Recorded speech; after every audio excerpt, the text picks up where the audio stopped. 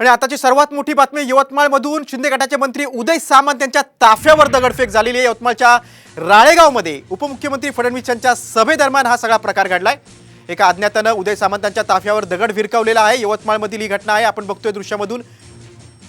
शिंदे गटाचे मंत्री उदय सामंत यांच्या ताफ्यावर दगडफेक झालेली आहे। यवतमाळच्या राळेगावमध्ये ही घटना घडली। उपमुख्यमंत्री देवेंद्र फडणवीस यांच्या सभेदरम्यान हा प्रकार घडलेला आहे। एका अज्ञाताने उदय सामंत यांच्या ताफ्यावर दगड भिरकावलाय।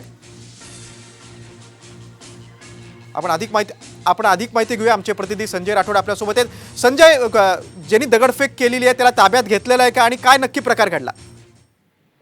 नक्कीच आज महायुतीच्या यवतमाळ वाशिमचे उमेदवार राजश्री पाटील यांच्या प्रचारार्थ उपमुख्यमंत्री देवेंद्र फडणवीस यांची यवतमाळच्या राळेगाव इथे सभा होती आणि त्याच सभेला उदय सामंत देखील हजर होते। मात्र अज्ञात व्यक्तीने या उदय सामंतच्या गाडीवर दगड भिरकावला आणि सुदैवाने यात कोणी जखमी झालेलं नाही। उदय सामंत देखील जखमी झालेलं नाही, परंतु अज्ञात व्यक्तीने दगडफेक केल्याची घटना आपल्याला समोर माहिती मिळते।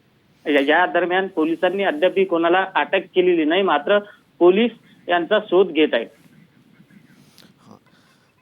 संजय, आपण बघतोय की सुदैवानं या घटनेमध्ये कोणीही जखमी झालेलं नाही, मात्र पोलीस तपास सुरू आहे। अजून कोणाला अटक झालेली नाही। तुम्ही सविस्तर माहिती दिलीत त्याबद्दल धन्यवाद। आपण बघतोय की शिंदे गटाचे मंत्री उदय सामंत यांच्या ताफ्यावर ही दगडफेक झालेली आहे।